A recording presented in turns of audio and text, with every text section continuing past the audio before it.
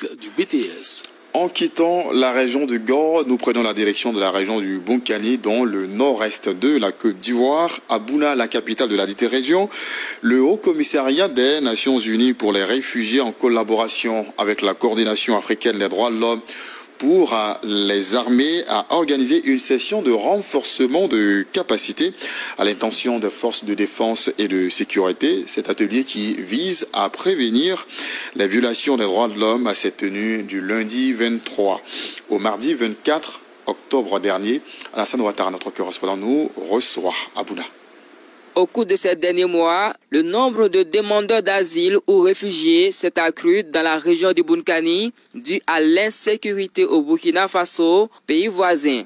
Cette situation engendre plusieurs défis, notamment la protection de ces réfugiés. Cet atelier appelle donc à une meilleure compréhension des questions humanitaires et juridiques liées à l'asile. Il sera question dans cet atelier d'améliorer les connaissances des forces de défense et de sécurité de la zone frontalière sur les droits de l'homme, les droits des réfugiés, les droits internationaux humanitaires, de sensibiliser également les forces de défense et de sécurité sur la protection des demandeurs d'asile afin de réduire les violences éventuelles des droits de l'homme qui pourraient être perpétrées par les forces de défense et de sécurité dans les postes frontaliers et l'observation à l'égard des populations autres et les demandeurs d'asile. Pour le coordinateur du HCR dans le Nord, cette formation va contribuer à renforcer la protection des demandeurs d'asile. Ce sont les hommes en tenue qui sont au niveau des frontières et que les personnes qui fuient leur pays, qui fuient les situations d'insécurité et qui sont à la recherche de la protection internationale, passent à travers les frontières. Et au niveau des frontières, les premières personnes à rencontrer, ce sont effectivement les hommes en tenue. Toutes ces personnes sont impliqués et suivent la question de protection, le mouvement des personnes.